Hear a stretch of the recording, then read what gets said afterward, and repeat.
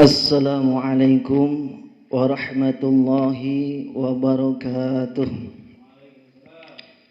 Bersyukur kita terhadap Allah Subhanahu wa taala dengan mengucapkan alhamdulillahirabbil alamin.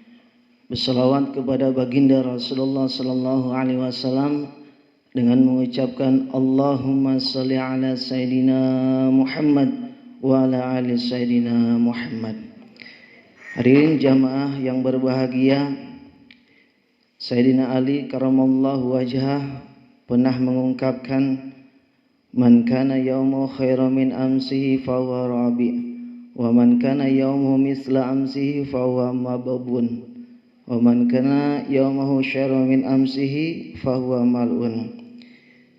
Barang siapa yang hari ini lebih baik daripada hari kemarin, maka ia adalah orang yang beruntung. Dan barang siapa hari ini sama dengan hari kemarin, maka ia adalah orang yang merugi. Dan barang siapa hari ini lebih buruk daripada hari kemarin, fahuwa mal'un, maka orang ini adalah orang yang terlaknat. Hadirin jamaah yang berbahagia, kenapa orang yang banyak dosa, orang yang selalu melakukan maksiat, tetapi Allah Subhanahu wa taala masih memberikan mereka hidup? Apa sebab? Karena Allah Subhanahu wa taala masih memberikan mereka rahmat hidup. Namun tidak semua orang yang hidup bisa beribadah terhadap Allah Subhanahu wa taala.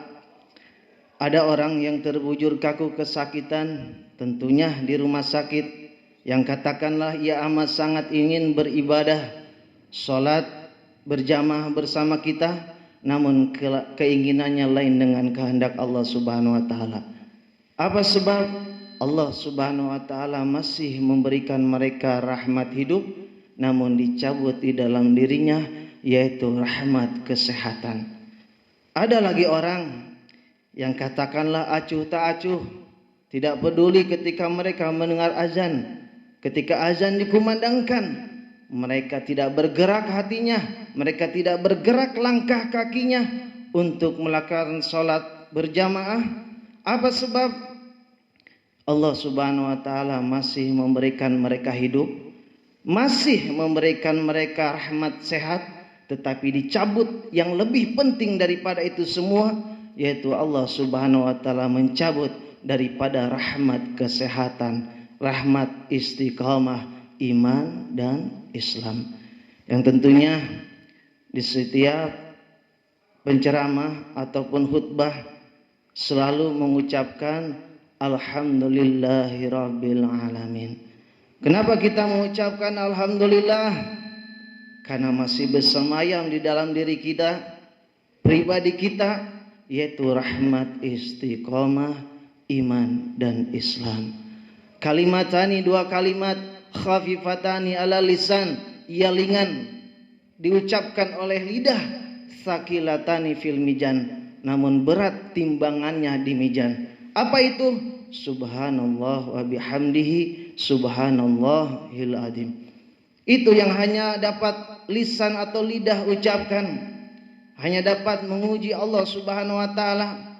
Mungkin orang yang tidak mempunyai apa-apa, katakanlah miskin, ia hanya tidak bisa beramal, ia hanya bisa mengucapkan alhamdulillahirabbil alamin. Tapi bagaimana orang yang mempunyai kekuasaan? Tapi bagaimana orang yang mempunyai kedudukan? Apakah cukup dengan hanya mengucapkan alhamdulillah? Seekor gajah yang besar tidak akan dianggap melakukan perbuatan yang sama dengan seekor semut. Semakin besar nikmat rahmat yang diberikan Allah Subhanahu wa taala kepada mereka, maka semakin besar juga tuntutan daripada Allah Subhanahu wa taala. Tentunya kekuasaan yang kau terima bukanlah sebuah hadiah. Kekuasaan yang kau terima bukanlah sebuah kenikmatan daripada Allah Subhanahu wa taala, tetapi ia akan menanggung tanggung jawab besar di hadapan Allah Subhanahu wa taala.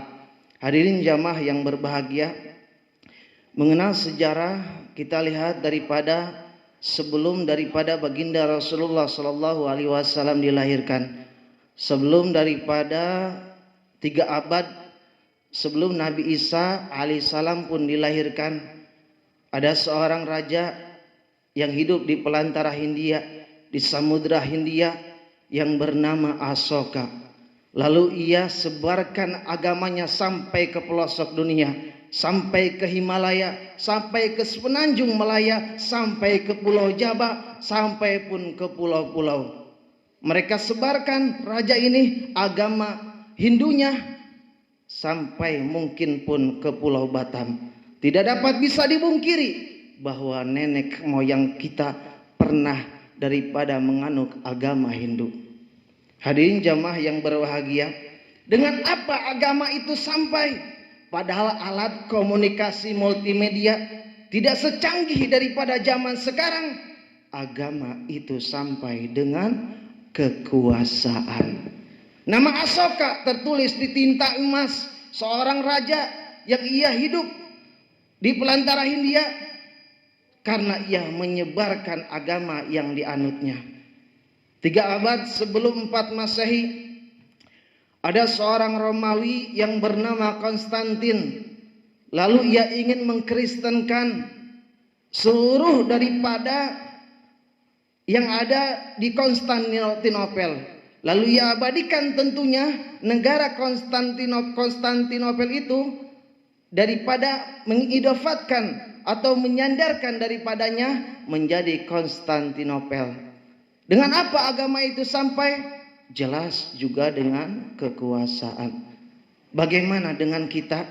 Apa yang kita lakukan dengan tentunya dengan kekuasaan kita yang kita yakin akan la ilaha illallah Muhammad Rasulullah? Apa yang kita perbuat? Apa yang kita kerjakan? Sementara banyak daripada pensejarah ia menyebarkan agamanya dengan kekuasaannya. Hadirin jamaah yang berbahagia, demikian yang saya dapat sampaikan. Mudah-mudahan bermanfaat. Benarnya itu daripada Allah Subhanahu wa taala, dan apabila pun itu ada salahnya, itu kebodohan kami. Sebelum saya tutup, berterima kasih kepada Irama Raja, Ikatan Remaja Masjid Rawdatul Jannah. Wabillahi taufiq wal hidayah. Assalamualaikum warahmatullahi wabarakatuh.